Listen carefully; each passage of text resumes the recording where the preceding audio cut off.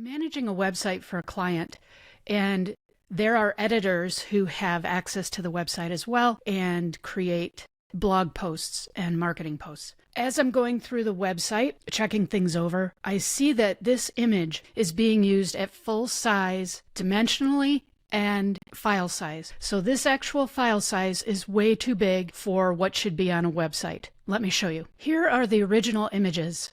And the one that is being used in that post is this particular file right here. When I mouse over it, I can see that the dimensions are 2048 pixels by 1536 pixels, and the file size is 901 kilobytes. This is way too big in dimension and in file size, so I'm gonna fix that up. I do this by opening the image in Photoshop. Okay, so I'm in Photoshop right now, and I'm gonna go to Image and Image Size. And here we can see the dimensions. I'm going to resize this image just by the width, and I don't have to touch the height because I have the aspect ratio locked. So I know that I need this image to be approximately 600 pixels wide.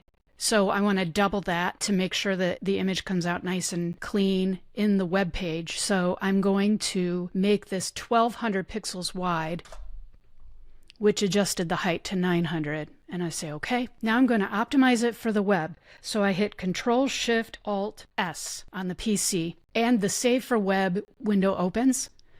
And I'm going to make sure I have JPEG selected. Never save an image as a PNG, by the way. And I know I'm going to have optimized selected for the web. And then I generally keep the quality between 60 and 65.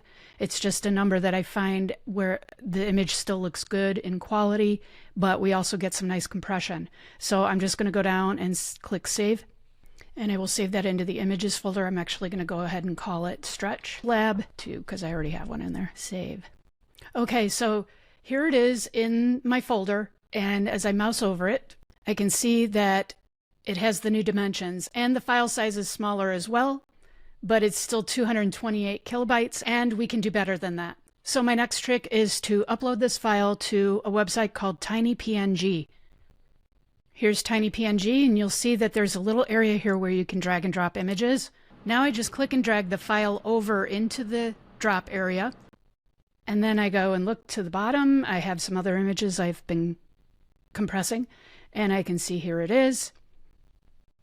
It's now 164 kilobytes, which is a lot smaller than the 234 that it was originally. So I just click on JPEG, and that downloads the file. I open my Downloads folder. Now I just click and drag it over back into my Images folder on my desktop and replace the original. And we're good to go. Now that's an image that's ready for the web.